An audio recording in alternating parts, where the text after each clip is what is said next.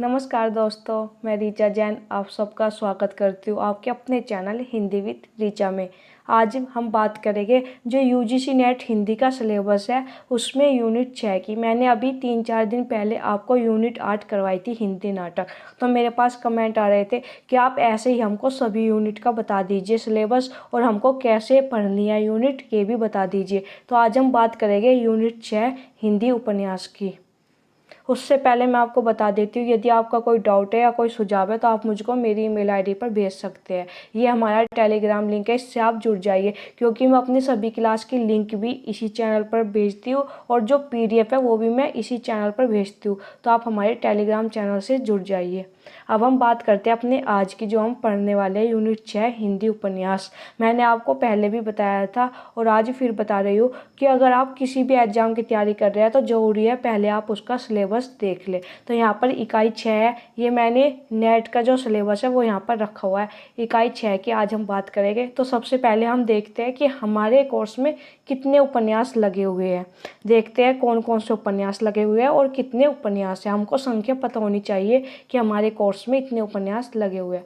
देखते हैं सबसे पहले जो उपन्यास लगा है गौरी दत्त का देवरानी जेठानी की कहानी। दूसरा उपन्यास है लाला श्रीनिवास दास का परीक्षा गुरु। तीसरा उपन्यास है प्रेमचंद का गोदान। आज्ञा का उपन्यास है शेखर एक जीवनी भाग 1। मैं आपको बता देती हूँ शेखर एक जीवनी के 2 भाग हैं, पर जब यहाँ पर क्लियर लिख दिया है भाग 1 तो आपको सिर्फ भाग 1 ही पढ़ना है क्योंकि स्टूडेंट के मैसेज आते हैं कि हमको शेखर एक जीवनी के दोनों भाग पढ़ने हैं या एक पढ़ना है। जब यहाँ पर लिखा गया है भाग 1 तो आपको भाग 1 ही पढ़ना है। अगर यहाँ पर कुछ नहीं लिखा रहता तो उसका मतलब था आपको दोनों भाग पढ़ने हैं। तो याद रखिएगा शेखर एक जीवनी का आपको भाग 1 पढ़ना है।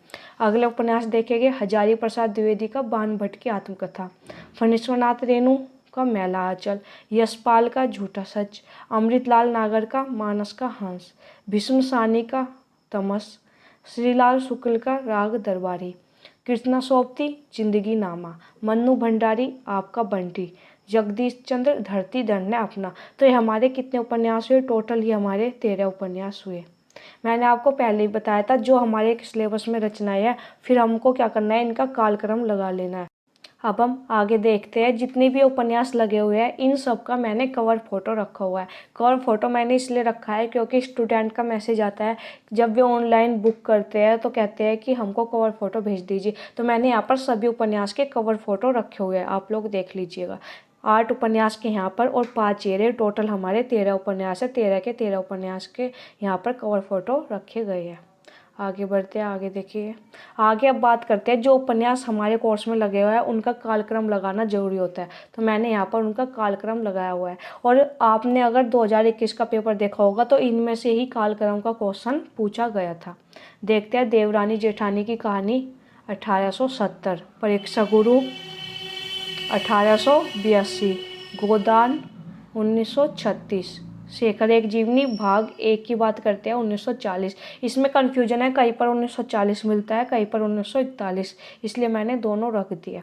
बाणभट्ट की आत्मकथा 1946। मैला आंचल 1954।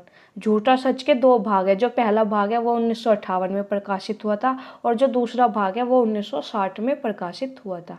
राग दरबारी 1968। आपका बंटी 1971।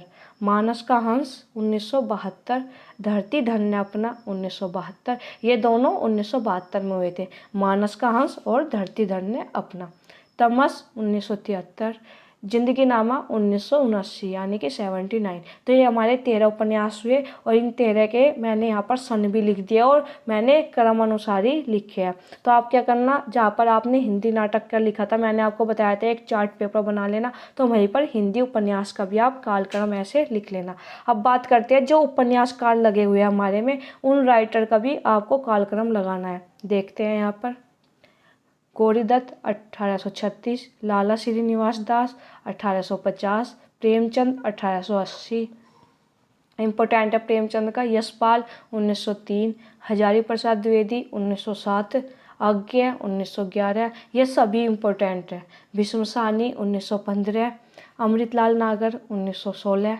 फणीश्वरनाथ रेणु 1921। कृष्णा सोबती 1925। श्रीलाल शुक्ल 1925, इन दोनों का सेम है 1925। कृष्णा सोबती और श्रीलाल शुक्ल। जगदीश चंद्र 1930, मन्नू भंडारी 1931। तो यहाँ पर ये हमारे 13 उपन्यासकार हुए जिनका हमने कालक्रम लगा लिया। मैंने आपको हिंदी नाटक पढ़ाए थे जब भी आपको बताया था कि जो कोर्स में है उनका कालक्रम लगा लो, और हिंदी उपन्यास में भी ऐसे ही करना है। धीरे धीरे मैं आपको सभी यूनिट का करवाऊंगी।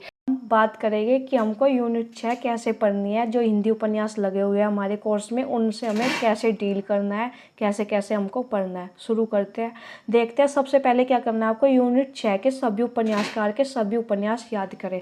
आपको क्या करना है, जो ये 13 उपन्यासकार लगे हैं इनके आपको सभी उपन्यास पता होने चाहिए, उनका सन भी पता होना चाहिए, और उन उपन्यास में प्रमुख उपन्यास हैं उनकी आपको विषय वस्तु भी पता होनी चाहिए। आप ये काम कहाँ से करेंगे, आपको ये रामचंद्र तिवारी से करना है। अगर आपने ये जो हमारे 13 उपन्यासकार है आपने रामचंद्र तिवारी की बुक से अच्छे से पढ़ लिए तो आपका काम बन जाएगा, आपके क्वेश्चन सॉल्व वहाँ से हो जाएंगे।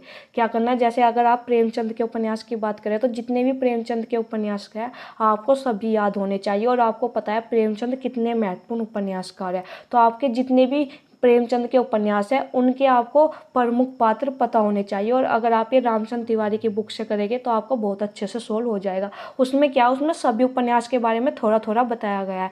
तो अगर कोई इंपॉर्टेंट चीज़ है, किसी की विषय वस्तु इंपॉर्टेंट है, किसी का पात्र इंपॉर्टेंट है, तो वो आपको बुक में लिखा मिल जाएगा। तो आप रामचंद्र तिवारी की बुक से ये 13 उपन्यासकार आपको तैयार करने हैं। आगे देखते हैं, दूसरा है सभी उपन्यास के सभी पात्रों की एक सूची बना ले। जो मैं आपको हिंदी नाटक में भी बताया था वही आपको उपन्यास में बताऊंगी। पात्र से क्वेश्चन बनते हैं नाटकों, उपन्यासों, कहानियों। ज़्यादा क्वेश्चन नाटक और उपन्यास से बनते हैं, कहानी से भी बनते हैं, पर नाटक और उपन्यास से 100% बनते ही है। तो आपके सभी पात्रों की सूची बना ले। तो आप ये, अब इतना टाइम तो है नहीं कि आप सारे उपन्यास पढ़ेंगे, तो आपको करना क्या है, रजिस्ट्री की बुक आती है, मैंने आपको पहले भी बताया था। ये बुक नहीं, सॉरी, गाइड आती है। तो उसमें क्या है, उसमें जितने भी उपन्यास हमारे कोर्स में लगे हैं उन सभी पात्रों की सूची बनी हुई है। तो आप वहाँ से ये काम कर ले। वैसे ये मैं आपको भी करवाऊंगी 1-2 दिन में। मैं आपको नाटक और उपन्यास के सभी पात्र की एक सूची बनाकर दूंगी, पर अगर आप खुद से करना चाहें तो वो और भी अच्छा है, आप स्वयं से कर ले। मैंने आपको बता दिया ये तरीका है अब करने का, क्योंकि एग्जाम के लिए भी कम टाइम बचा है। तीसरा क्या है, अगर आपने उपन्यास अभी तक एक भी नहीं पढ़ा है और एग्जाम जुलाई में होता है तो आप कोशिश करिएगा कि गोदान, तमस और आपका बंटी उपन्यास अवश्य पढ़ ले। गोदान तो 100% पढ़ ले। गोदान आप सबसे पहले प्रायोरिटी पे रखना कि गोदान उपन्यास तो पढ़कर ही जाए, क्योंकि एक क्वेश्चन गोदान से कंफर्म है, डीपली आना ही है। अगर आप और उपन्यास नहीं पढ़ पाते, गोदान आप जरूर पूरा कंप्लीट पढ़कर जाइएगा। आगे बढ़ते हैं, फिर आपको जो फोर्थ काम करना है वो क्या करना है, सभी उपन्यास की समरी अवश्य पढ़ ले और सभी उपन्यास की विषय वस्तु एक जगह नोट कर ले। जैसे अगर हम राग दरबारी की बात करते हैं तो राग दरबारी का एक क्वेश्चन बहुत पूछा जाता है, यो गाँव की शिवपालगंज का वर्णन किस उपन्यास में है, तो राग दरबारी। तो ये आपको कहाँ पे मिलेगी इस तरह की विषय वस्तु, आप रामचंद्र तिवारी से पढ़ना। जब आप ये पहला पॉइंट करोगे तो आपका ये दूसरा अपने आप ही हो जाएगा, क्योंकि जब आप सभी उपन्यासकार के सभी उपन्यास एक बार रामचंद्र तिवारी से पढ़ लेंगे तो आपको सभी उपन्यास की विषय वस्तु खुद ही पता चल जाएगी। और समरी आपको कहाँ से पढ़नी है, या तो आप गूगल से पढ़िए या आपको कोई आर्टिकल मिल जाए किसी उपन्यास का, मतलब आपको ये पता होना चाहिए कि इस उपन्यास में क्या था, ये आपको पता होना चाहिए जो हमारे कोर्स में लगे हुए हैं। फिर जो आखिरी काम जो मैंने आपको हिंदी नाटक में भी बताया था वो क्या करना है, आपको रामचंद्र तिवारी, जो कि मैं आपको बता चुकी, रामचंद्र शुक्ल, बच्चन सिंह, इन बुक से एक बार सिलेबस में लगे सभी उपन्यास और उपन्यासकार के विषय में अवश्य पढ़ ले। जैसे गोदान की बात करें तो आपको अगर गोदान की समीक्षा पढ़नी है तो आपको क्या करना है, बच्चन सिंह से भी पढ़ना है कि बच्चन सिंह ने क्या लिखा है गोदान उपन्यास के विषय में। ये क्वेश्चन इस तरह के बनते हैं, इसलिए मैं आपको कह रही हूँ। पर ये मैंने सबसे आखिरी में इसलिए रखा है, ये जब है अगर आपने ऊपर के चारों काम कर लिए, क्योंकि सबसे पहले आपको ये ऊपर के 4 काम करने हैं जो कि इम्पोर्टेंट है। फिर अगर आपके पास समय बचता है तो आपको ये भी पढ़ना होगा। अब इतना टाइम तो है नहीं कि आप सारे उपन्यास पढ़ेंगे। अगर आपने इतना काम कर लिया तो आपके जो यूनिट 6 से क्वेश्चन बनते हैं हिंदी उपन्यास के, वे आप 80% सोल्व कर लेंगे। मैं 100% तो नहीं कहती, क्योंकि एक दो कोटेशन डीपली उपन्यास से पूछी जाती है, एक तो गोदान से पूछी जाती है और एक दो उपन्यास से और पूछ ली जाती है। पर अगर उससे अलग जो क्वेश्चन बनते हैं, जैसे जो उपन्यासकार लगे हुए हैं उनके उपन्यास के विषय में क्वेश्चन पूछ लेते हैं, या उनका कालक्रम पूछ लेते हैं, या फिर पात्र पूछ लेते हैं, वे सब क्वेश्चन आप बहुत अच्छे से सोल्व कर लेंगे। और जो वे कोटेशन आती है ना उपन्यास की, कभी बच्चन सिंह की, रामस्वरूप चतुर्वेदी की, तो ये सब इन्हीं बुक से आती है। अगर आपने ये 5वां पॉइंट भी कंप्लीट कर लिया तो आपके 80% क्वेश्चन यूनिट 6 के यहाँ से आपके आराम से सोल्व हो जाएंगे। बेफिक्र होकर जाइएगा, 80% क्वेश्चन आपके सोल्व हो जाएंगे। 20% इसलिए नहीं, क्योंकि एक दो क्वेश्चन तो आप मानकर चलिए ही उपन्यास से डीपली पूछे जाते हैं। एक गोदान कन्फर्म है, गोदान से आता ही है। ये मैं आपको इसलिए बता रही हूँ क्योंकि ये मैंने जो 2019, 2020, 2021 के प्री पेपर देखे, उनके आधार पर मैं आपको ये सब बता रही हूँ। क्योंकि जैसे अब तक पेपर बनता आया है उसी हिसाब से मैं आपको बताऊंगी। तो आप बिल्कुल ऐसे तैयारी कीजिए, तो आपकी यूनिट 6 अच्छे से सोल्व हो जाएगी, कम समय में अच्छे से सोल्व हो जाएगी। ये अगर आप एक दिन मेहनत कर ले तो ये आपका काम बन जाएगा।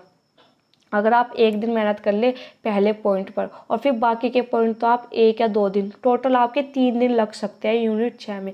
3 दिन में आपकी यूनिट 6 अच्छे से कंप्लीट हो जाएगी, अगर आप ऐसे पढ़ते हैं जैसे मैंने आपको बताया। मैं इसीलिए यहाँ पर पॉइंट बनाकर लिखती हूँ कि कोई पॉइंट छूट ना जाए। आप बाद में भी इसको देख लीजिएगा, PDF में टेलीग्राम पर भेज दूँगी। उम्मीद है आपको ये क्लास बड़ी यूजफुल लगी होगी और आपके लिए बड़ी हेल्पफुल भी होगी ये क्लास। अगर आप चाहते हैं कि मैं ऐसे ही सभी यूनिट की बनाऊँ वीडियो, वैसे मैं बनाऊंगी, क्योंकि मेरे पास काफ़ी कमेंट आए थे पिछली वीडियो में जब मैंने हिंदी नाटक की बनाई थी, तो मैं आपको सभी यूनिट का ऐसे ही करवाऊंगी। पर आप खुद से भी कोशिश कीजिए कि आप अपना सिलेबस कंप्लीट कर ले, यानी कंप्लीट का मतलब है कि उसको सोल्व तो कर ही ले। जैसे मैंने यहाँ पर हिंदी उपन्यास का कालक्रम लगाया, ऐसे आप हिंदी कहानी, हिंदी निबंध, अन्य गद्य विधाएँ, हिंदी कविता इनका लगाने का प्रयास करना। और अगर आपका कोई सुझाव है तो आप मुझको मेरी ईमेल आईडी पर बता दीजिएगा। आज मैंने एक लाइव क्लास ली थी जिसमें मैंने डाउट पूछे थे, वो क्लास भी काफ़ी अच्छी रही। अगर आप चाहते हैं कि मैं ऐसे ही लाइव क्लास लूँ जिसमें आपके डाउट दूर कर सकूँ, तो वो भी आप मुझको कमेंट कर बता दीजिएगा, मैं एक और लाइव क्लास रख लूँगी।